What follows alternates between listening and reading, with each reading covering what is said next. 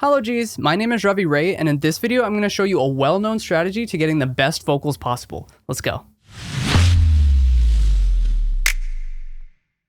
So this tip starts with a story. Back when I was 21 years old, I recorded my first professional song out of my apartment. I ended up recording a bunch of different vocal takes, and one of them did sound better than the others, but I couldn't help but wonder if there was a way to take the best parts and pieces of each take and combine them all into one stellar take. So when I would record vocals, I would create an audio track, I would push record, run to my closet, record the vocal, run back, and then push stop. After that, I would mute that track, create a new audio track, and then go repeat that entire process. Once it came time to combine the pieces in post-production, I would line up each of the individual vocal tracks, and I would copy-paste the best bits and pieces from one track into the top one. Little did I know, this is actually a very common practice in vocal production, and I was making it way harder for myself than it needed to be. This process is called vocal comping, which is short for compiling. Let's walk through how to do this in Pro Tools, and afterwards, I'll share with you 3 ways on how I get the best vocal comps. Okay, so here I've got a blank track. The first thing you should know about is the playlist feature. I can access it by going to the track header, clicking this drop-down menu, and selecting playlist. Long story short, this feature allows you to have multiple versions of a single track. Only the topmost one will be played. Next, when I go to record, I can go up here to the record button, right-click it, and click loop record. This will automatically loop the section that you're recording and create a new playlist every single time so that you don't have to run back and forth between your computer and your closet.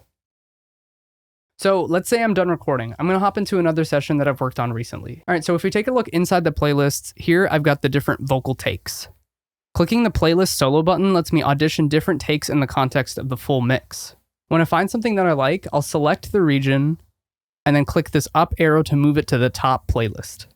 Repeat this process through your song and you'll have a comped vocal. Here's what this one sounds like. When you are with me, I feel like I'm living, and living beside you can be unforgiving. I knew from...